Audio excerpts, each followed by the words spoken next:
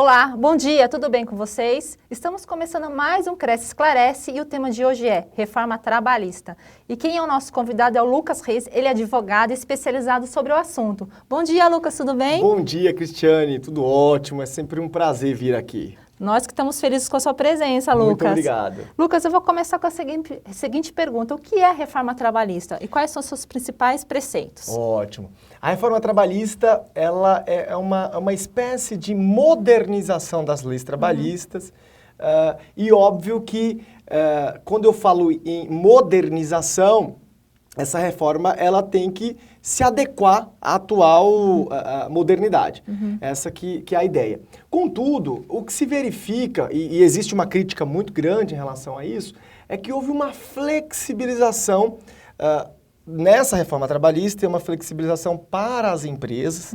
Então, assim, coisas que eram obrigatórias, hoje já não são mais obrigatórias para reduzir gastos, reduzir custos e os empresários poderem trabalhar melhor, porque essa era a dificuldade que eles tinham antes e essa reforma trabalhista tentou, na medida do possível, tirar essa onerosidade e aí fazer com que eles trabalhem bem.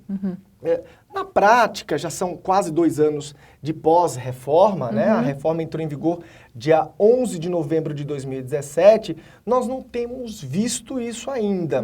Ainda tem muitas empresas fechando as portas, ainda tem muita empresa reclamando, ainda tem muita empresa com dificuldade e parece-me que não acertaram exatamente no ponto dessa reforma trabalhista. E quando se tem ideia de uma reforma, pelo menos é o que eu sempre falo para os meus clientes, para os meus alunos, reformar é trocar, é melhorar. Quando você vai reformar alguma coisa na tua casa... Você quer aprimorar. Você quer aprimorar, você quer melhorar.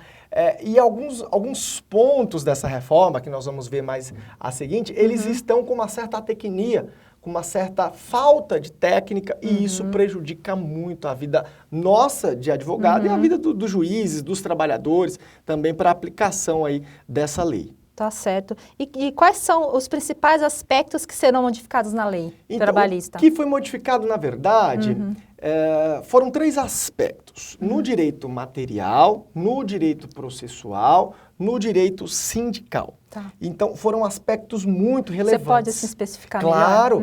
O sindical, a primeira coisa que eles tiraram foi a contribuição sindical obrigatória. Sim, verdade. Inclusive, os sindicatos têm passado por tempos difíceis aí, é o que nós temos visto.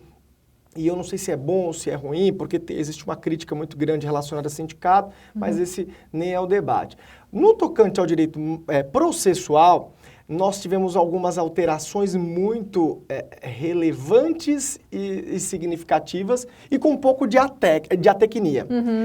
Só para você ter uma ideia, hoje o trabalhador ele pode ingressar com ação. Se ele perder algum pedido, tem um artigo que é o 793A, ele fala que o trabalhador, ainda que beneficiário, tem que pagar honorários advocatícios para o advogado da parte contrária. Só para você ter uma ideia como que fica no direito processual. Se eu entro com uma ação pedindo 40 mil de dano moral e 10 mil de hora extra, por exemplo, eu ganho os 10 mil de horas extras e perco os 40 de dano moral. Eu vou pagar em cima do que eu perdi. Então, isso pode variar de 5% a 15%, e ainda que eu seja beneficiário da justiça gratuita. Digamos que o juiz condene em 15% de 40 mil, dá aproximadamente 6 mil. Ele ganhou 10 mil de hora extra. Então, vai deduzir 10 menos 6. Sobra quanto para o trabalhador? 4. Só que ele tem que pagar os honorários do advogado dele, que são 30% em cima dos 10. 30% de 10 mil, 3 mil reais. Na prática, ele vai sair com R$ 1.000. Nossa. Isso foi alteração no direito processual. E no direito material, foi o que nós tivemos maior flexibilização. Para você ter uma ideia, o intervalo, que ao meu ver é o que é mais impactante, antes era de 1 hora, agora pode ser reduzido para 30 minutos se houver negociação coletiva. E agora também não tem mais reflexo nas contribuições previdenciárias. Por exemplo, nessa 1 hora ou 30 minutos que eu trabalho, não influencia mais no meu INSS. Não é mais porque tem caráter meramente indenizatório, não é mais caráter salarial. Isso foi um dos grandes problemas. Outro problema, aquele tempo à disposição que se contava muito, 5 minutos antes, 5 minutos depois, hora itinerary, quando ele estava num local que não era servido Sim. por transporte público e a empresa pagasse a outro condução via. dele, o meio dele chegar na empresa, isso contava como tempo à disposição, impactava em contribuição previdenciária, tinha que recolher todos os tributos atinentes. Agora não recolhe nada, não é mais tempo à disposição. Se o trabalhador estiver nessa condição, ele não recebe R$1 a mais. Por isso, então houve uma flexibilização material assim muito grande. E esses são os pequenos detalhes, né? Ainda tem muita coisa relevante que foi alterada aí pela reforma no direito material. Mas principalmente são esses 3 aspectos. E de que maneira essas mudanças serão refletidas aos trabalhadores brasileiros? Pois é, nós já estamos vendo na prática, o que se tem visto é que os trabalhadores estão com um certo medo de ingressarem com ação, porque tem medo de pagar honorários. Sim. Tem medo de pagar honorários. Então, houve uma redução muito grande na distribuição das ações na esfera trabalhista. Só para você ter uma ideia, até antes de entrar em vigor a reforma trabalhista, que foi o dia 10 de novembro de 2017, nós tivemos um boom muito grande de ações. Depois disso, houve uma redução em 80%. Então, caiu demais. E agora as coisas estão voltando ao normal, mas numa velocidade reduzida. Bem reduzida. Bem reduzida. O que essa reforma trouxe, e parece-me que ela conseguiu, pelo menos no primeiro momento, foi assustar. E aí fazer com que as pessoas tenham medo. E as pessoas ainda estão com medo. Os próprios advogados, eu sou professor também, e eu vejo isso em sala de aula, os advogados falam que têm medo de entrar com ação, com medo do cliente pagar. Então, eles próprios estão com receio, o que não pode ter, porque se você estiver pedindo o correto, você não precisa ter medo. Sim, vai ter uma chance de ganhar. Vai ter uma chance de ganhar. Que é seu direito. Exatamente. E essas modificações trarão novas definições sobre férias, jornadas de trabalho, além de outras questões? Sim, já trouxe. Para você ter uma ideia, agora as férias, elas podem ser parceladas em até 3 vezes. Não podia Antes não podia, tinha que ser numa pancada só. É uma forma de flexibilizar também, porque às vezes a empresa não tem o dinheiro no momento para pagar tudo. Agora pode parcelar.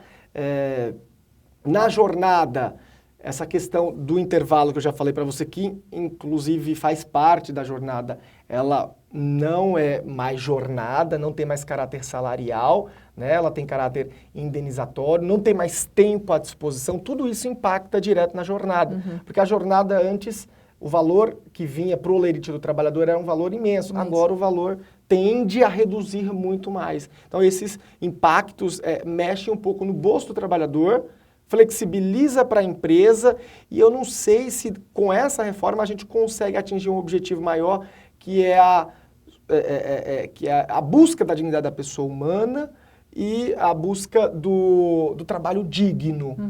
Parece-me que nós não estamos vendo isso na prática. Tá. Agora é uma pergunta minha pessoal, tá? Sim. Lá tá fora do roteiro. Você acha que todos esses aspectos, sinceramente, serão positivos ou negativos aos trabalhadores? Então, para ser bem sincero, essa reforma ela tem um cunho totalmente empresarial, voltada ao capital, e deixou um pouco o social de lado. Então, não está muito preocupada com o social. Essa que é a verdade, né? E eu costumo dizer que tudo é cíclico, né? A vida ela vai, ela volta, então nós tivemos um tempo aí atrás que tudo era muito focado para o trabalhador, agora está tudo muito focado para o empresariado.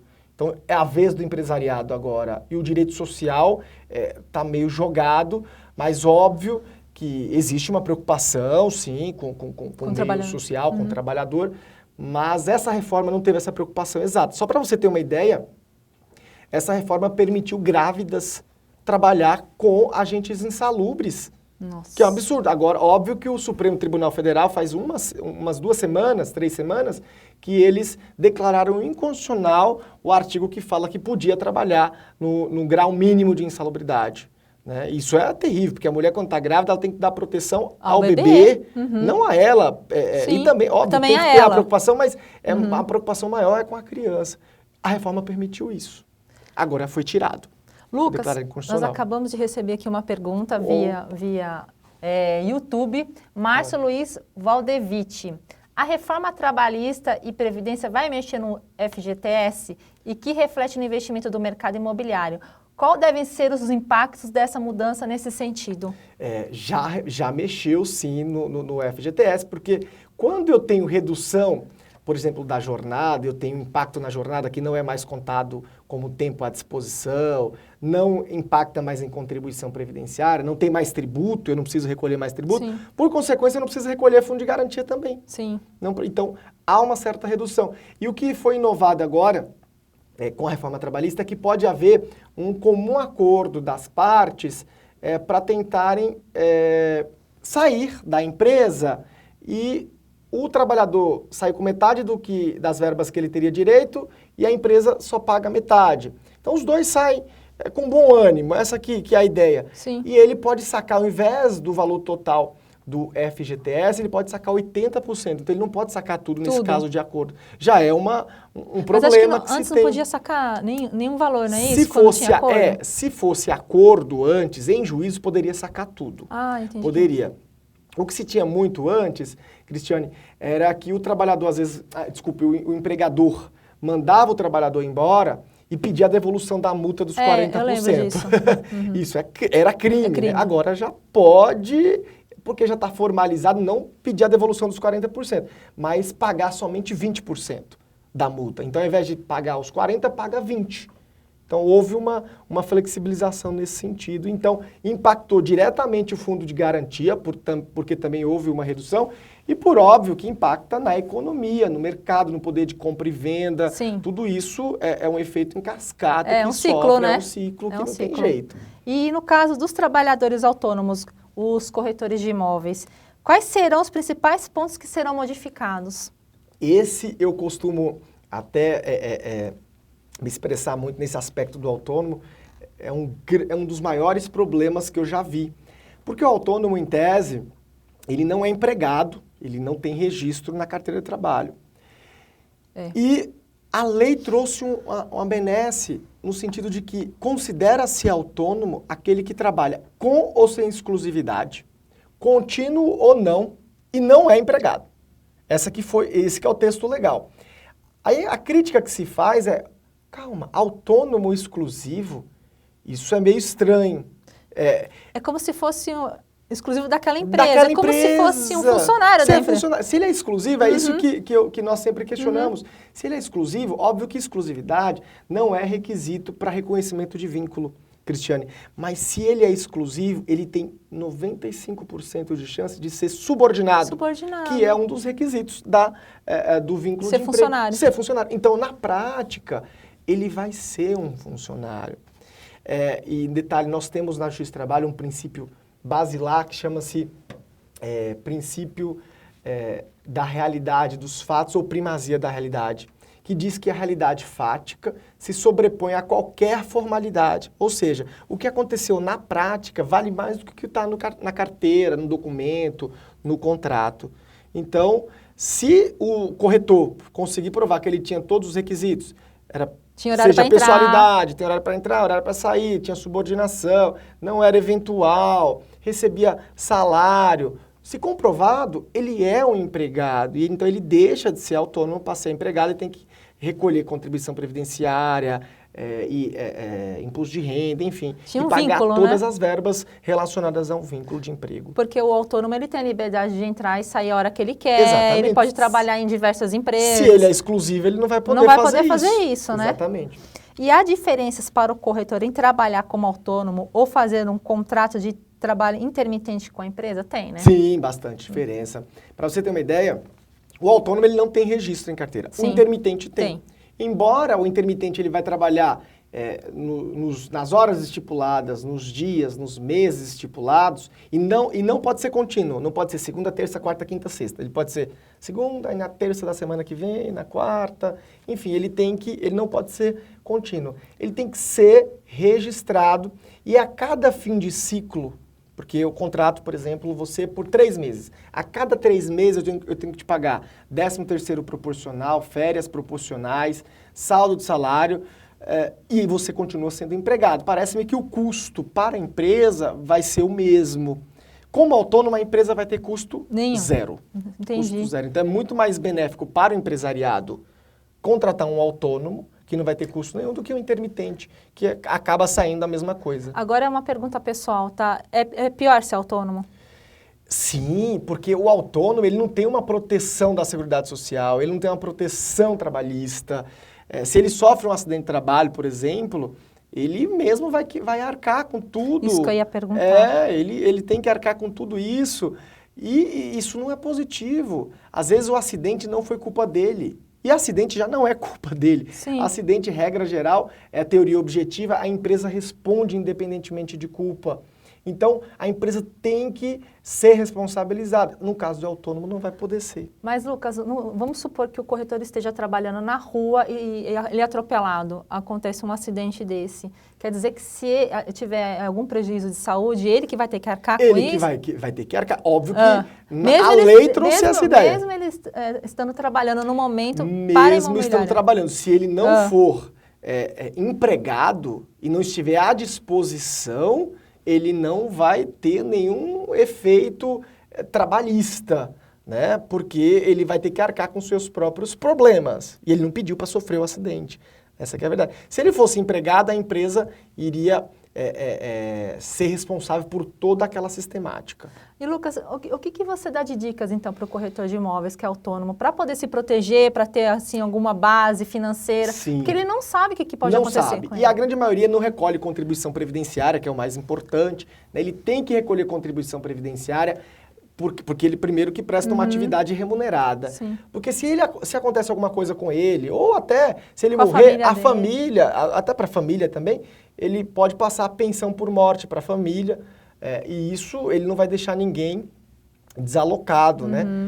Então a ideia é sempre recolher como individual, porque na prática, Cristiano, o que acontece? Quando o autônomo, ele está naquela contratação ali de autônomo, ele não recolhe INSS. Mas tem que recolher. Deve recolher para ele ter a proteção. O corretor geralmente ignora essa parte. Ignora. Aí na hora que mais precisa, ele não pode recolher, porque aí não pode fazer o recolhimento atrasado Não nesse pode. aspecto. Não tem né? retroativo. Não tem o retroativo. Ele vai ter que ser o responsável aí pela conduta faltosa dele. Entendi. E no seu ponto de vista, o senhor considera essa reforma necessária? Eu entendo que a reforma, qualquer reforma, ela é necessária, sim, mas não nesses moldes. Tá. Porque, óbvio que a CLT é de 43. Então, nós já estamos no momento de muita evolução, né? Nós temos aí o negócio da tecnologia, o WhatsApp daqui para lá, e tudo hoje é o WhatsApp, a gente vive em torno do WhatsApp, Sim. desses meios telemáticos. Então, a reforma tem que vir e se adaptar a essa nova realidade que nós vivemos. Mas também não precisa tirar um direito que já foi consagrado anteriormente nessa reforma. Porque a ideia é melhorar. É melhorar, reformar e tentar ter um equilíbrio, tanto para o empresariado quanto para o trabalhador. Porque tudo tem que ter equilíbrio. Na vida a gente precisa ter equilíbrio entre a razão e a emoção, né? Então também na trabalhista precisaria desse equilíbrio, porque senão um se sobrepõe ao outro. E nesse caso o empresariado está achando que pode tudo. E na prática não tem sido assim, porque a Justiça do Trabalho, os advogados, eles já estão atualizados e estão já abertos para poder rebater esse tipo de coisa. Então veja, é importante sim ter a reforma, mas não nesses moldes. Esses moldes que vieram foram muito maldosos, isso já é uma opinião minha, e óbvio que a ideia foi fazer com que não haja uma procura mais na Justiça do Trabalho, diminua o grande ciclo que existe dentro da Justiça do Trabalho e provavelmente, inclusive... Que é a luta pelos direitos. Que é a luta pelos direitos. Inclusive já propuseram extinguir a Justiça do Trabalho, que é a justiça que veio para dar segurança para os trabalhadores, né? Não só para os trabalhadores, mas também para os empresariados. Então parece-me que ela veio com a ideia de acabar com a vida do trabalhador. Então, não que eu esteja me exagerando, mas não preocupou muito com o bem-estar dele. Porque a ideia seria dar um apoio aos empresários para que eles dessem apoio aos trabalhadores. Aos trabalhadores, porque também não adianta eu ter um trabalho indigno, Sim. porque eu não vou conseguir trabalhar bem, eu não vou trazer faturamento para você, não vou trazer lucro para o empresariado, então é chover no molhado. Exatamente, acaba voltando para a estaca zero. Então tem que ser pensado de forma inteligente, eu preciso dar para o trabalhador, para o empresariado e manter o equilíbrio e trazer uma reforma equilibrada. E essa reforma, o que ela não foi equilibrada. Ô Lucas, então quais são os principais pontos que serão atingidos dentro da reforma para o trabalhador? Para o trabalhador, principais pontos, ao meu ver, para ajuizamento da ação.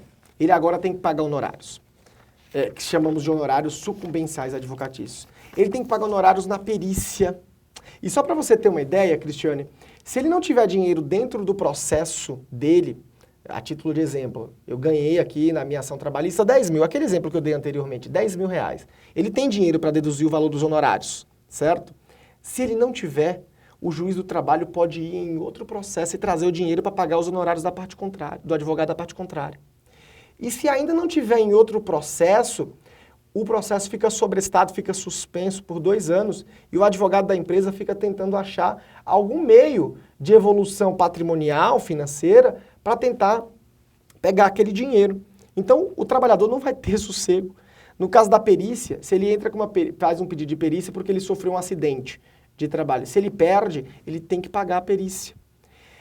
E se ele não tem dinheiro no processo, pode ir em outro processo de qualquer outra área civil, previdenciária, aí volta e paga essa perícia.